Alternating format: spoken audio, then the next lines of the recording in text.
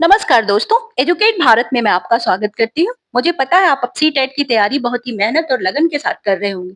लेकिन दोस्तों प्रैक्टिस करना भी बहुत ज़रूरी है, इसीलिए मैं आपके लिए हिस्ट्री, ज्योग्राफी और सिविक्स के क्वेश्चंस का एक ट्रिकी सेट लेकर के आई हूँ, जो आपके आपके कॉन्सेप्ट को क्लियर करेगा। फ्रेंड्स, आप अपना आंसर कमेंट बॉक्स में दीजिएगा। दूसरी बात, ये प्रैक्टिस सेट आपको सिलेक्शन के एक कदम और करीब ले जाएगा। चलिए शुरू करते हैं।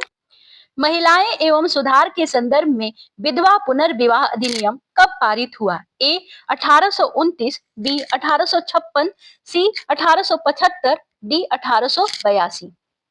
विधवा पुनर्विवाह को वैध बनाने के लिए यह कानून बनाया गया और इसका उद्देश्य था महिलाओं की स्थिति को ठीक करना। ईश्वर चंद्र विद्यासागर ने इसमें महत्वपूर्ण भूमिका निभाई। ऑप्शन नंबर बी सही है, 1856। साम्राज्य का निर्माण में मौर्य साम्राज्य की स्थापना किसने की? ए बिंदुसार, बी अशोक, सी चंद्रगुप्त मौर्य, डी चाणक्य। चंद्रगुप्त मौर्य ने नंद वंश को हराया, चाणक्य उनके मार्गदर्शक थे। यह पहला विशाल भारतीय साम्राज्य था। ऑप्शन नंबर सी सही है, चंद्रगुप्त मौर्य।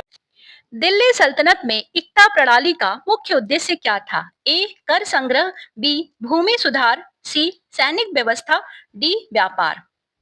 इक्ता प्रणाली में भूमि से राजस्व लिया जाता था, इससे प्रशासन और सेना दोनों चलती थी। यह शासन को मजबूत बनाती थी। ऑप्शन नंबर ए सही है, कर संग्रह।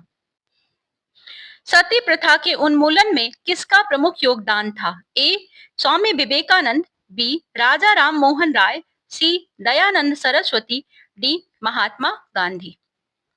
राजा राम मोहन राय ने सती प्रथा का विरोध किया, उनके ही प्रयासों से इसे समाप्त किया गया। यह महिलाओं के अधिकारों के लिए एक महत्वपूर्ण कदम था। दिल्ली सल्तनत का पहला शासक कौन था? ए इल्तुतमिश, बी रजिया, सी कुतुबुद्दीन ऐबक, डी बलबन।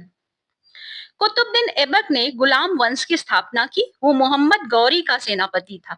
इसी से सल्तनत की शुरुआत हुई, दिल्ली सल्तनत की। ऑप्शन नंबर सी सही है, कुतुबुद्दीन ऐबक। वायु में सबसे अधिक मात्रा में कौन सी गैस पाई जाती है? A oxygen, B carbon dioxide, C nitrogen, D hydrogen. वायु में लगभग 78% नाइट्रोजन होती है। यह पौधों के लिए बहुत महत्वपूर्ण है।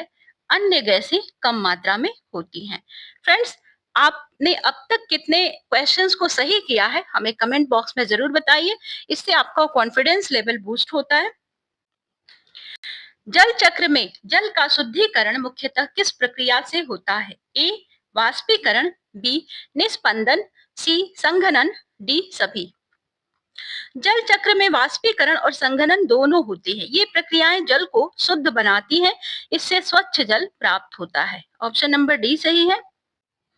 प्राकृतिक संसाधन का सही उदाहरण कौन सा है? ए मशीन, बी कोयला, सी भवन, डी सड़क। प्राकृतिक संसाधन जो हैं ये प्रकृति से मिलते हैं। कोयला इसका उदाहरण है, यह ऊर्जा का स्रोत है।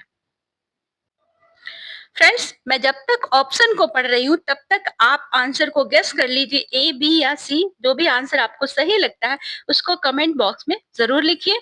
मानव पर्यावरण का मुख्य घटक क्या है? ए पर्वत, बी नदी, सी समाज, डी वन। मानव पर्यावरण में सामाजिक तत्व शामिल होते हैं। यह मानव द्वारा निर्मित होता है और समाज इसका मुख्य भाग है। स्थानीय सरकार का मुख्य उद्देश्य क्या है? ए रक्षा, बी स्थानीय विकास, सी विदेश नीति, डी न्याय। स्थानीय सरकार जो होती है लोगों की समस्याओं को हल करती है, जैसे पानी, सड़क आदि, और इससे लोकतंत्र मजबूत होता है। पंचायत राज प्रणाली भारत में कितने स्तरों पर कार्य करती है? ए एक, बी दो, सी तीन, डी चार। पंचायत राज में ग्राम पंचायत, पंचायत समिति और जिला परिषद ये तीनों शामिल है। यह तीनों स्तरों पर काम करती है। यह विकेंद्रीकरण का एक उदाहरण है। न्यायपालिका का मुख्य कार्य क्या है? ए कानून बनाना, बी कानून लागू करना, सी कानून की व्याख्या करना, डी चुनाव कराना। न्यायपालिका कानून की व्याख्या करती है।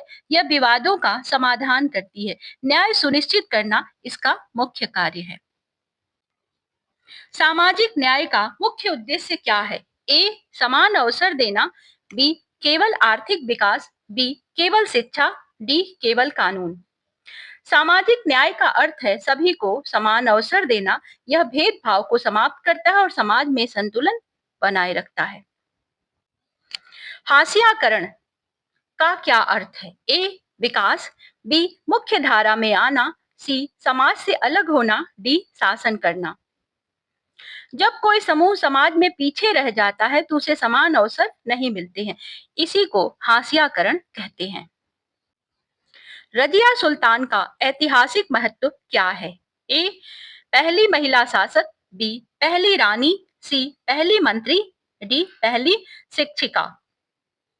रजिया जो थी ये दिल्ली सल्तनत की पहली महिला शासक थी। उन्होंने पुरुषों की तरह शासन किया, इसीलिए ये इतिहास में बहुत महत्व रखती हैं। जल चक्र में वर्षा किस प्रक्रिया का परिणाम है? ए वाष्पीकरण, बी संघनन, सी संचयन, डी प्रवाह।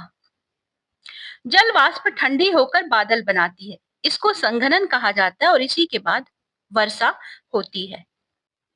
मानव संसाधन का अर्थ क्या है? ए मशीन, बी प्राकृतिक वस्तु, सी मानव की क्षमता, डी भवन।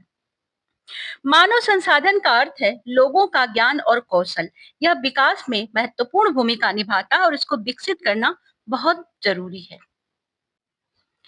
नगर निगम का प्रमुख कौन होता है? ए सरपंच, बी मुख्यमंत्री, सी मेयर, डी राज्यपाल। नगर निगम शहर का स्थानीय निकाय होता है और इसका प्रमुख जो होता है ये मेयर होता है। यह शहरी विकास के लिए जिम्मेदार होता है। समानता का अधिकार किससे संबंधित है? ए शिक्षा, बी भेदभाव का अंत, सी संपत्ति, डी व्यापार। समानता का अधिकार सभी को बराबरी देता है। यह जाति, धर्म आदि के आधार पर भेदभाव को रोकता है। यह हमारा मौलिक अधिकार है। ऑप्शन नंबर बी सही है, भेदभाव का अंत। संसाधनों के अत्यधिक उपयोग से क्या समस्या उत्पन्न होती है? ए विकास, बी संरक्षण, सी समाप्ति, डी उत्पादन। अत्यधिक उपयोग से संसाधन खत्म हो सकते हैं और इससे भविष्य में संकट उत्पन्न होता है, इसीलिए संतुलित उपयोग करना जरूरी है। ऑप्शन नंबर सी सही है, समाप्ति। फ्रेंड्स, हमारा 20 क्वेश्चंस का ये सेट कंप्लीट होता है। अगर आपको ये सेट पसंद आया हो तो हमें एक लाइक जरूर दें और अगर इसी तरह के प्रैक्टिस सेट को आप और भी हल करना चाहते हैं तो चैनल को सब्सक्राइब कर लें। हम मिलेंगे आपसे अगले प्रैक्टिस सेट के साथ। तब तक के लिए goodbye. Thank you for watching.